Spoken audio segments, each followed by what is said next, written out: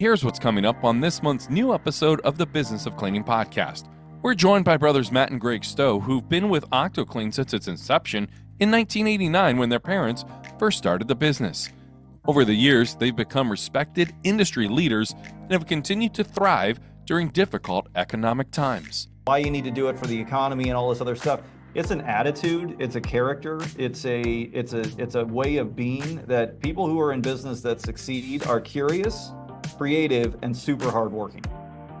So if you're not willing to do those things and be those things, then you're always going to be like, well, how come these guys make it? Well, this is why.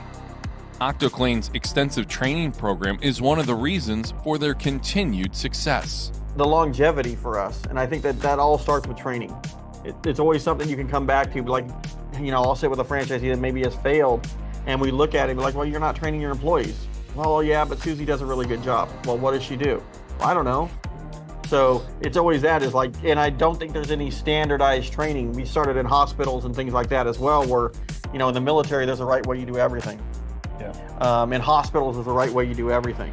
What I love about it is the structure in which they created a lowest common denominator training and accountability, which is such a key to success in business, is that we have to train at a level where anyone can get it, and we have to hold them accountable to a standard and to a process that cannot be deviated from. The pitfalls is the big thing, but the other also thing that we deal with on our side is if you don't have an employee handbook and you have new employees come in, they automatically think you're not a very good company.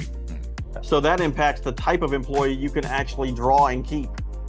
Because they're like, well, what do I do about uniform? There's so many questions that you're having to answer on the fly, or worse yet, you're having an ops manager out there like, hey, I think that you're cool with those shorts on. There's a genre of people that think of janitorial, they don't have that. They're not professional. Sitting down with customers and prospects to understand expectations and the scope of work goes a long way, ensuring there's no gray areas within the contract. I think one of the big mistakes that most people make is that they write a scope of work and then they never revisit it, or they don't communicate clearly with the customer what is included in it and what is not included in it. The customer accepts us as a cleaning contractor. It's important that I wouldn't say go line by line, but we make sure that they understand it. And then if there are things that fall outside of it or are specific enough that they need to be documented, what we do is we carve that information out and we make that a separate line item or addendum on the agreement so that there is no mystification. Handling your company's finances can be intimidating and downright scary. Matt and Greg offer key solutions to protect your cleaning operation. This goes back into the things you don't know that you don't know. One of the most dangerous things that a business owner could ever have is success. Because what you end up with is a bunch of money that you don't know what to do with. And you've never experienced it, right? It's the 10% less and 10% more of what you're used to making is the dangerous place.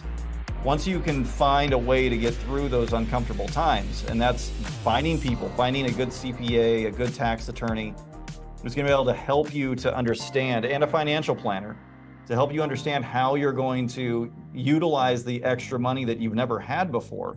And that's not going out and buying a new Cybertruck or finding some way to waste the money in Vegas or whatever it is. This month's new episode launches on Wednesday, October 16th. You can listen to us on Spotify, Apple Podcasts, iHeartRadio, and the video portion on YouTube. Don't forget to subscribe and leave a 5-star review today.